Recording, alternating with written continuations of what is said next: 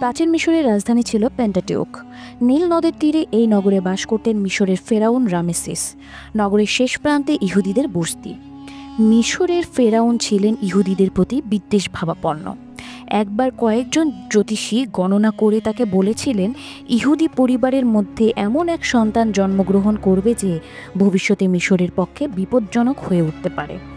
জ্যোতিষীদের কথা শুনে ভীত হয়ে পড়লেন ফেরাউন। তাই ফেরাউন আদেশ দিলেন কোনো ইহুদি পরিবারের সন্তান জন্মগ্রহণ করলেই যেন হত্যা করা হয়।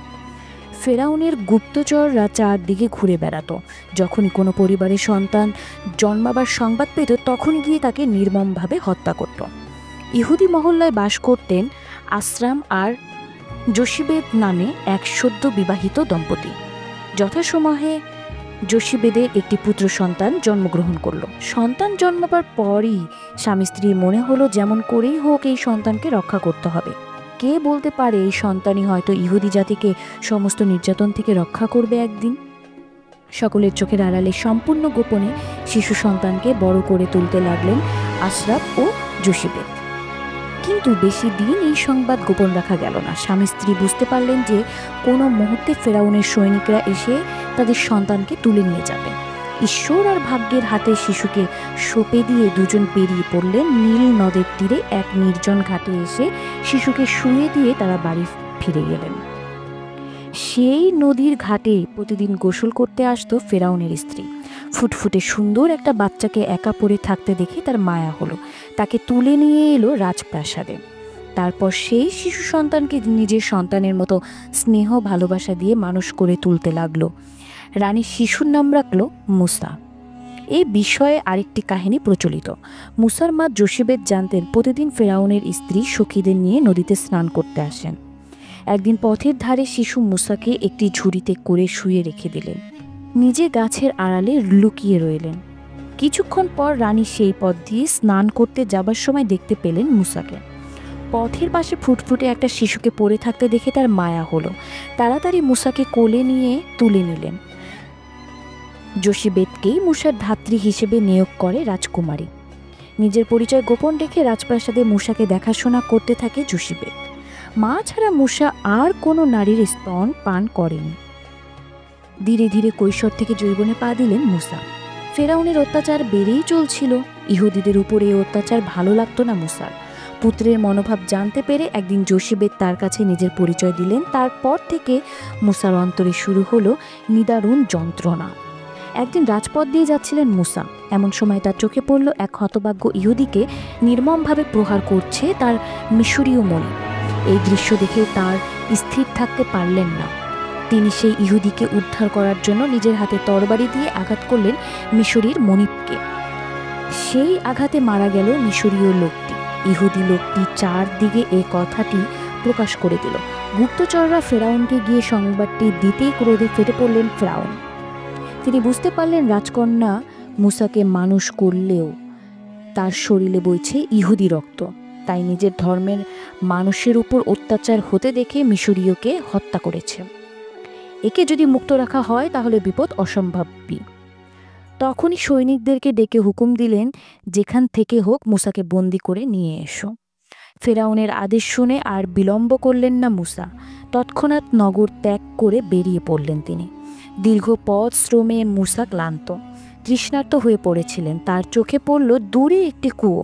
কুয়োর সামনে 7টি মেয়ে তাদের ভেড়াগুলোকে পানি খাওয়াচ্ছিল। হঠাৎ একদল মেষপালক সেখানে এসে মেয়েদেরকে কাছ থেকে জোর করে ভেড়াগুলোকে কেড়ে নিল। সাথে সাথে চিৎকার চেঁচামেচি শুরু করে দিল 7 বোন। তাদের চিৎকার শুনে ছুটে এলো তিনি। তারপর মেষপালকদের কাছ থেকে সব কটা ভেড়া উদ্ধার করে মেয়েদের ফিরিয়ে দিলেন। মেয়েরা তাকে অনেক ধন্যবাদ জানিয়ে বাড়ি ফিরে গেল। 7 বোনের বাবার নাম ছিল রুয়েন। তারা বাড়ি ফিরে তাদের বাবাকে সব ঘটনা খুলে বলল। তাদের বাবা তাদেরকে বললেন পরদিন মুসার সাথে দেখা হলে তাকে বাড়িতে ডেকে আনতে। পরদিন 7 বোন এসে মুসাকে তাদের বাবার আমন্ত্রণের কথা জানালো।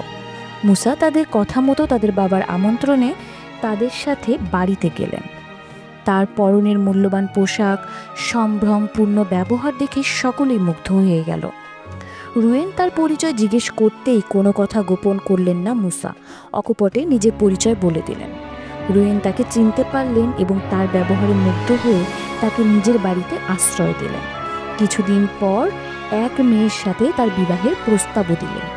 মুসা রাজি হয়ে গেল এবং রুয়েনের এক মেয়ের সাথে মুসার বিবাহ সম্পন্ন হয়ে গেল। তাদের সাথে থাকতে থাকতে অল্প কিছুদিনের মধ্যে মেষ চড়ানো শিখে গেলেন মুসা। এক নতুন পরিবেশের সাথে নিজেকে সম্পূর্ণভাবে মানিয়ে নিলেন। দেখতে দেখতে বেশ কয়েক বছর কেটে গেল। ওদিকে মিশরে ইহুদিদের অবস্থা ক্রমশই দুর্বিষহ হয়ে উঠেছিল। এখানে পশুপালকের জীবনযাপন করলেও স্বজাতির কথা ভুলতে পারেননি তিনি। মাঝে মাঝেই তার সমস্ত অন্তর ব্যথিত হয়ে উঠত। আমার কাছে আপনার কি প্রয়োজন প্রভু? দৈব কণ্ঠস্বর বলল, তুমি আমার প্রতিনিধি হিসেবে মিশরে যাও। সেখানে ইহুদিরা অমানসিক নির্যাতন ভোগ করছে।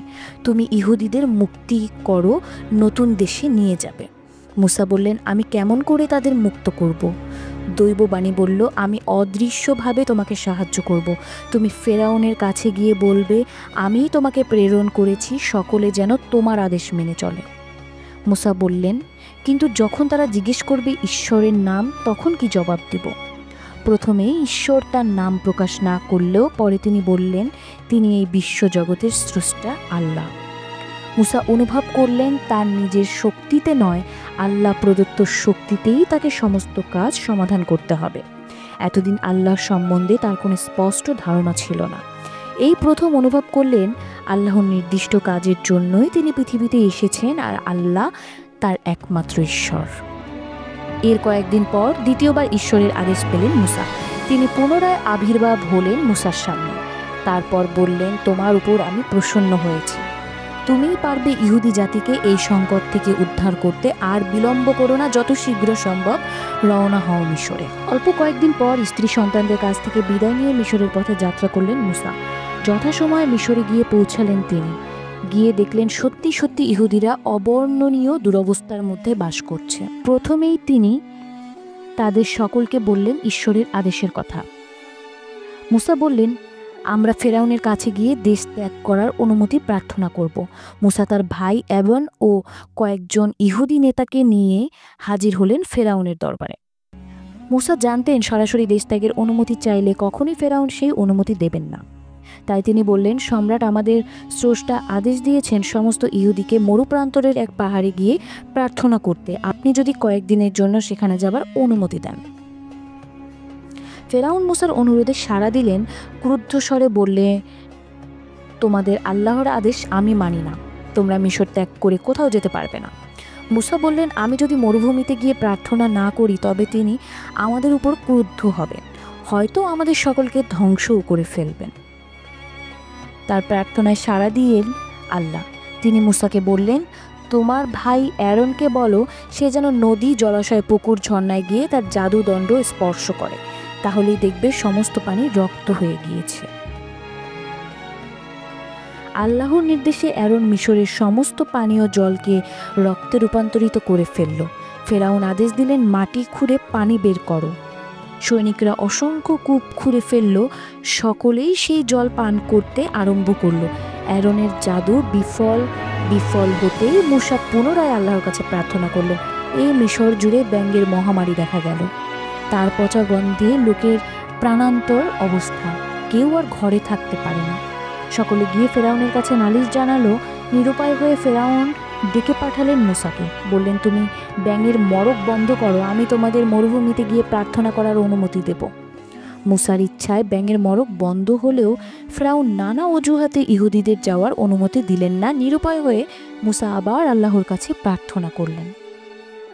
ফেরাউনের এই আচরণে এবার ভয়ঙ্কর ক্রুদ্ধ হয়ে উঠলেন আল্লাহ। সমস্ত মিশর জুড়ে শুরু হলো ঝড় বৃষ্টি, মহামারী। তবুও ফেরাউন অনুমতি দিতে চান না। এইবার আল্লাহ নির্মম অস্ত্র প্রয়োগ করলেন। হঠাৎ সমস্ত মিশরীয়দের প্রথম পুত্র সন্তান মারা পড়ল। দেশ জুড়ে শুরু হলো হাহাকার। সমস্ত মিশরীয়রা দলবদ্ধভাবে ফেরাউনের কাছে গিয়ে দাবি জানালো, ইহুদিদের দেশ ছাড়ার অনুমতি দিন, না হলে আরও কি গুরুতর সর্বনাশ হবে কে জানে। ভয় পেয়ে গেল ফেরাউন মুসাকে ডেকে বললেন, প্রার্থনা করার জন্য তোমাদেরকে মরুভূমিতে যাবার অনুমতি দিচ্ছি। যদি মনে করো তোমাদের যা কিছু আছে, গৃহপালিত গবাদি পশু, জীবজন্তু, জিনিসপত্র সব সাথে নিয়ে যাবে, যেতে পারো। দেশ ত্যাগের অনুমতি পেয়ে ইহুদিরা সবাই আনন্দে উল্লাসিত হয়ে উঠল। তারা সকলেই মুসাকে তাদের নেতা বলে স্বীকার করে নিল। মিশর ছাড়াও মাকুম নগরে বহু ইহুদি বাস করত। সকলে দলবদ্ধভাবে মুসাকে অনুসরণ করল। কয়েকদিন চলার পর তারা সকলেই এসে পড়ল লোহিত সাগরের তীরে। এদিকে ইহুদিরা মিশর ত্যাগ করতেই ফেরাউনের পরিবর্তন ঘটল। যেমন করে তাদের ফিরিয়ে নিয়ে এসে কৃতদাসে পরিণত করতে হবে, তৎক্ষণাৎ ইহুদিদের বন্দী করার জন্য বিশাল এক সৈন্যবাহিনীকে পাঠালেন ফেরাউন। এদিকে দূর থেকে মিশরীয় সৈন্যদের দেখতে পেয়ে আতঙ্কগ্রস্ত হয়ে পড়ল সমস্ত ইহুদিরা। সামান্যতম বিচলিত হলেন না মুসা। প্রার্থনায় বসলেন তিনি। প্রার্থনা শেষ হতেই দৈববাণী এলো, মুসা, তোমার হাতের দণ্ড তুলে সমুদ্রের মধ্যে দিয়ে যাবে, তোমাদেরকে সমুদ্রের পানি স্পর্শ করবে না। মুসা তার হাতের দণ্ড তুলে সমুদ্রের সামনে এসে দাঁড়াতেই সমুদ্র দ্বিখণ্ডিত হয়ে গেল। তার মধ্য দিয়ে প্রসারিত হয়েছে প্রশান্ত পথ। সকলের আগে মুসা রওনা হলেন। তার পিছনে সমস্ত নারী পুরুষ দল বেঁধে সেই পথ এগিয়ে চলল। তারা কিছু দূর যেতে মিশরীয় সৈন্যরা এসে পড়ল সমুদ্রের তীরে। ইহুদিদের সমুদ্রের মাঝপথ দিয়ে যেতে দেখে তারাও তাদের অনুসরণ করে সেই পথ ধরে এগিয়ে চলল। সমস্ত মিশরীয় বাহিনী নেমে আসতেই আল্লাহর নির্দেশ শুনতে পেলেন মুসা, তোমার হাতের দণ্ড পিছনে পিড়ে নামিয়ে দাও। মুসা তার দণ্ড নিচু করতেই সমুদ্রের জলরাশি এসে আশ্রে পড়ল মিশরীয় সৈন্যদের উপর। মুহূর্তেই বিশাল সৈন্যবাহিনী সমুদ্রের অতল গহরে হারিয়ে গেল। ইতিমধ্যে ইহুদিরা নিরাপদে তীরে পৌঁছে গেলেন। মুসা সকলকে নিয়ে এগিয়ে চললেন। সকলে মুসাকে তাদের ধর্মগুরু এবং নেতা হিসেবে স্বীকার করে নিল। সকলে তার নির্দেশ মতো এগিয়ে চলল। কিছুদিনের মধ্যে সমস্ত খাবার ফুরিয়ে গেল। আশেপাশে কোথাও কোনো খাবারের সন্ধান পাওয়া গেল না। খিদের জ্বালায় সকলে ক্লান্ত হয়ে পড়ল। আবার তারা দোষারোপ করতে আরম্ভ করল মুসাকে, তোমার জন্যই আমাদের এত কষ্ট সহ্য করতে হচ্ছে। মুসা সকলকে শান্ত করে বললেন, তোমরা ভুলে গেছো আমাদের রব আল্লাহর কথা। তিনি ফেরাউনকে তোমাদের দেশ ত্যাগের অনুমতি দিতে বাধ্য করেছেন। তিনি সমুদ্রকে দ্বিখণ্ডিত করেছেন, সৈন্যদের হাত থেকে তোমাদেরকে রক্ষা করেছেন, তোমাদের জন্য পানির ব্যবস্থা করেছেন, তবুও তোমরা তার শক্তিকে সন্দেহ প্রকাশ করছো। মুসার কথা শেষ হতেই কোথা থেকে সেখানে উড়ে আসে অসংখ্য পাখির ঝাঁক। ইহুদিরা ইচ্ছামতো পাখি মেরে মাংস খায়।